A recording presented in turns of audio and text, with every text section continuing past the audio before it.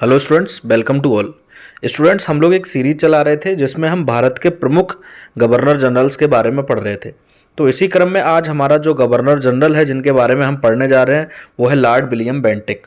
तो Lord William Bentinck कौन थे, इन्होंने भारत में आकर क्या क्या अपना महत्वपूर्ण योगदान दिया, इन्होंने कौन कौन से रूल्स और रेगुलेशन बनाए थे, तो चलिए हम एक एक करके यहाँ पर देखने की कोशिश करेंगे। यहाँ पर दोस्तों आपको बताना चाहता हूँ कि लॉर्ड विलियम बेंटिक एक बहुत छोटा टॉपिक है, क्योंकि लॉर्ड विलियम बेंटिक ज़्यादा समय तक हमारे भारत में नहीं रहे थे। तो इन्होंने क्या क्या रूल्स और रेगुलेशन बनाए थे अपने कम समय में, तो यहाँ पर हम लोग इसको देखने की कोशिश करेंगे। सबसे पहले मैं आपको बता दूं कि लॉर्ड विलियम बेंटिक एक बहुत उदारवादी गवर्नर जनरल थे। तो यहाँ से हम लोग देख सकते हैं एक उदारवादी और बुद्धिजीवी गवर्नर जनरल के रूप में हमें लॉर्ड विलियम बेंटिक दिखाई देते हैं। दोस्तों यहाँ पर एक बात और समझनी पड़ेगी कि अभी तक हमने जितने भी गवर्नर जनरल देखे थे वो भारत के गवर्नर जनरल नहीं थे, बंगाल के गवर्नर जनरल थे। लेकिन यहाँ पर जो लॉर्ड विलियम बेंटिक है वो भारत का प्रथम गवर्नर जनरल है। इसको हम थोड़ा सा आगे डिस्कस करेंगे, लेकिन अभी सिर्फ हम इसको याद रखेंगे कि भारत का प्रथम गवर्नर जनरल जो बना वो लॉर्ड विलियम बेंटिक थे। इससे पहले जितने भी गवर्नर जनरल हम पढ़ चुके थे वो सिर्फ बंगाल के गवर्नर जनरल थे। उनके जो अधिकार क्षेत्र थे वो बंगाल तक ही सीमित थे, उनके नाम के आगे सिर्फ बंगाल लगता था। लेकिन लॉर्ड विलियम बेंटिक को पूरे भारत का गवर्नर जनरल सबसे पहले बनाया गया। इसको हम आगे देखेंगे, एक चार्टर एक्ट के द्वारा इसको घोषित किया गया था भारत का गवर्नर जनरल। तो चलिए आगे हम लोग चलते हैं। इनको हम एक एजुकेशन का बहुत बड़ा सुधारक के रूप में देखते हैं, क्योंकि इस समय एक बहुत बड़ा विवाद चल रहा था कि भारत की जो एजुकेशन होनी है वो किस भाषा में होनी है, वो इंग्लिश भाषा में होनी है या हिंदी भाषा में होनी है। दोस्तों यहाँ से थोड़ा सा बैकग्राउंड क्लियर करते हैं। एंशियंट हिस्ट्री से लेकर मॉडर्न हिस्ट्री तक हमने बहुत सारी लैंग्वेज को पढ़ा था। यहाँ पर हमने देखा संस्कृत भाषा, पाली भाषा, और उसके बाद हमने फारसी भाषा और कई सारी भाषाओं को यहाँ पर देखा था। बाद में एक बहुत बड़ा विवाद उत्पन्न हुआ कि भारत की जो शिक्षा है वो किस भाषा में दी जाए। तो लॉर्ड विलियम बेंटिक के समय में ही इस विवाद को दूर किया गया था। इसके लिए लॉर्ड विलियम बेंटिक ने एक आयोग बनाया था। उस आयोग का काम सिर्फ इतना था कि ये सजेशन देना था कि भारत की जो आगे आने वाली शिक्षा है वो किस भाषा में देनी है। तो इसके लिए जो आयोग बनाया गया था उसको हमने नाम दिया है मैकाले मिनट का। तो आगे हम लोग पढ़ेंगे मैकाले का जो घोषणा पत्र है उसमें ये कहा गया है कि भारत की जो शिक्षा दीक्षा होनी है वो इंग्लिश भाषा में होनी है।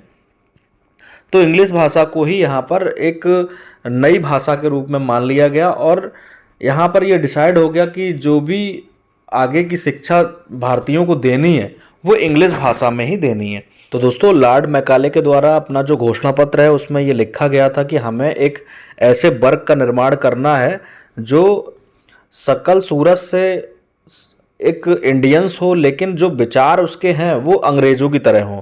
तो इन्होंने जो यहाँ पर शिक्षा की व्यवस्था की थी वो अंग्रेजी भाषा में की थी, और ये पूरा अंग्रेजी भाषा के अंग्रेज़ों के विचार यहाँ पर लाना चाहते थे। तो इस तरीके से ये प्रॉब्लम यहाँ पर सॉल्व होती हुई हमें दिखती है कि लॉर्ड विलियम बेंटिक के द्वारा ही ये घोषणा कर दी गई थी कि भारत में जो शिक्षा आगे दी जाएगी वो इंग्लिश भाषा में ही दी जाएगी। तो इस तरीके से हम लोग कह सकते हैं कि लॉर्ड विलियम बेंटिक का एक बहुत बड़ा एजुकेशन के क्षेत्र में यहाँ पर हमें एक कंट्रीब्यूशन देखने को मिलता है। तो यहीं से हम लोग देखते हैं भारत में अंग्रेजी भाषा धीरे धीरे आने लगी, और यहाँ पर हम लोग आगे हिस्ट्री में फिल्ट्रेशन थ्योरी के भी बारे में पढ़ेंगे। निस्संदन, इसको हिंदी में निस्संदन सिद्धांत कहते हैं। तो निस्संदन सिद्धांत क्या है इसको हम आगे पढ़ेंगे, इसको फिल्ट्रेशन थ्योरी भी कहा जाता है। तो निस्संदन एक छानने की प्रक्रिया है। तो अंग्रेज़ों ने एक नियम बनाया था, अंग्रेज़ों ने एक विधि बनाई थी कि सबसे पहले जो अमीर व्यक्ति हैं, जो उच्च वर्ग के व्यक्ति हैं उनको शिक्षित किया जाएगा। उसके बाद उच्च वर्ग के व्यक्ति हैं वो निम्न वर्ग के व्यक्तियों को शिक्षित करेंगे। तो इसी को हम लोग फिल्ट्रेशन थ्योरी के नाम से जानते हैं। तो चलिए आगे चलते हैं। यहाँ पर इनका और क्या क्या कंट्रीब्यूशन था उसको भी हम लोग यहाँ से देख लेते हैं। तो लॉर्ड विलियम बेंटिक के द्वारा जो सबसे महत्वपूर्ण कार्य किया गया था वो था भारत से सती प्रथा को हटाना। तो स्टूडेंट्स यहाँ से हम लोग देख लेते हैं, यहाँ पर एक व्यवस्था थी उस समय भारत में जिसको हम सती प्रथा के नाम से जानते हैं। तो सती प्रथा का जो एग्जाम्पल है वो हमें बहुत पहले से देखने को मिलता है, हमारे प्राचीन भारत में भी हमें ये इस तरीके की व्यवस्था देखने को मिलती है।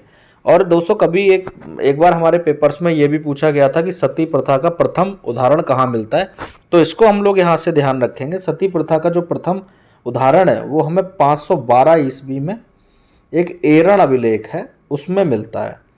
तो इस तरीके से हम कह सकते हैं कि सती प्रथा एक बहुत पुरानी प्रथा थी। तो सती प्रथा को पूरी तरीके से हटाने का श्रेय वो है लॉर्ड विलियम बेंटिक को ही दिया जाता है, और राजा राम मोहन राय के सहयोग से, राजा राम मोहन राय, इनको आप लोग याद रखेंगे, राजा राम मोहन राय के सहयोग से इन्होंने सती प्रथा को पूरी तरीके से 1829 ईस्वी में अंत कर दिया था। यहाँ पर एक धारा इन्होंने बनाई थी, इस धारा को भी आप लोग याद रखेंगे। धारा 17 के अंतर्गत इसको पूरी तरीके से अवैध माना गया था। यदि कोई सती प्रथा को करते हुए दिखता था तो उसके खिलाफ बहुत ज़्यादा कड़ी कार्यवाही की जाती थी। इस तरीके का रूल बनाया था लॉर्ड विलियम बेंटिक ने। तो यहाँ से हम देख लेते हैं 1829 ईस्वी में सती प्रथा पूरी तरीके से समाप्त कर दी गई थी। किसके द्वारा? लॉर्ड विलियम बेंटिक के द्वारा। इसके आगे स्टूडेंट्स हम लोग चलते हैं, कई और इम्पोर्टेंट फैक्ट्स हैं। यहाँ पर एक 1833 का चार्टर एक्ट लागू हुआ था। तो जो 1833 का चार्टर एक्ट था ये अपने आप में बहुत ज़्यादा इम्पोर्टेंट था भारत के लिए, क्योंकि इसी के माध्यम से जो बंगाल का गवर्नर जनरल था वो भारत का गवर्नर जनरल बनाया जाने लगा। तो इस तरीके से जो भारत का प्रथम गवर्नर जनरल था वो लॉर्ड विलियम बेंटिक था। इससे पहले ही मैं आपको बता चुका हूँ, कभी कभी हमें चार्टर एक्ट के बारे में भी पूछ लिया जाता है। तो 1833 के चार्टर एक्ट के अनुसार बंगाल का गवर्नर जनरल अब भारत का गवर्नर जनरल कहलाएगा। अब यहाँ पर इसको भी देख लेते हैं हम लोग। He was the first governor general of India. ये इसी के माध्यम से ही यहाँ पर लाया गया था ये प्रस्ताव। इसके आगे चलते हैं स्टूडेंट्स। इनके समय में, लॉर्ड विलियम बेंटिक के समय में कई और सुधार किए गए थे। इनके समय में प्रथम मेडिकल कॉलेज खोला गया था कलकत्ता में। ये भी हमारे पेपर्स में एक बार क्वेश्चन पूछा जा चुका है, और 1835 ईस्वी में इसको खोला गया था। तो मेडिकल कॉलेज है स्टूडेंट्स, ये बहुत बड़ी उपलब्धि थी। इस तरीके से मेडिकल कॉलेज के माध्यम से लोगों की बहुत ज़्यादा हेल्प की जाती थी। उनकी जो परेशानियां थी, उनकी जो बीमारियां थी, वो मेडिकल कॉलेज में उस समय फ्री इलाज देने का कार्य जो है वो लॉर्ड विलियम बेंटिक के द्वारा पहली बार किया गया है। इस तरीके से आगे चलते हैं हम लोग। के बाद हम लोग देख लेते हैं मैकाले मिनट को। तो मैकाले मिनट स्टूडेंट्स, इससे पहले हम लोग डिस्कस कर चुके हैं। मैकाले मिनट क्या है? मैकाले एक प्रस्ताव था जिसमें ये बताया गया था कि भारत की जो शिक्षा दी जाएगी वो इंग्लिश भाषा में ही दी जाएगी। तो मैकाले कौन थे, इनके बारे में हम लोग और डिटेल से पढ़ेंगे जब हम एजुकेशन सिस्टम के बारे में पढ़ेंगे। मॉडर्न हिस्ट्री में एजुकेशन सिस्टम जब हम पढ़ेंगे तब वहाँ पर हम लोग मैकाले मिनट को डिस्कस करेंगे। अभी आप सिर्फ इतना देख लीजिए कि मैकाले के माध्यम से ही जो एक भाषा स्वीकार की गई थी वो इंग्लिश ही थी। तो यहाँ पर इंग्लिश एक ऐसी भाषा हो गई थी वो ऑफिशियल भाषा के रूप में भारत में लाई गई थी। तो यहाँ से ये प्रमाणित हो जाता है कि उस समय इंग्लिश को ही एक लिंक लैंग्वेज के तौर पर किया जाने लगा था। वो सब कुछ हो रहा है किसके समय में? लॉर्ड विलियम बेंटिक के समय में। ये भी इम्पोर्टेंट है, इसको आप लोग याद रखेंगे। तो स्टूडेंट्स, ये कुछ इम्पोर्टेंट फैक्ट्स थे जो हमें यहाँ से पढ़ने थे, और मैं समझता हूँ कि मुश्किल से ये 8 से 9 फैक्ट हैं जो हमें यहाँ पर याद रखने लॉर्ड विलियम बेंटिक के समय में।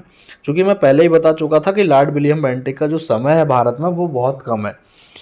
तो ये कुछ इंपॉर्टेंट फैक्ट्स थे जो हमें यहाँ से याद रखने हैं। इसके बाद हम लोग नेक्स्ट लेक्चर में एक नए गवर्नर जनरल को देखेंगे। तो आज के लिए इतना ही लेक्चर रखते हैं, बाकी नेक्स्ट टाइम हम लोग मिलते हैं। ओके, लेक्चर देखने के लिए बहुत बहुत धन्यवाद आपका, बहुत बहुत आभार। Thank you very much.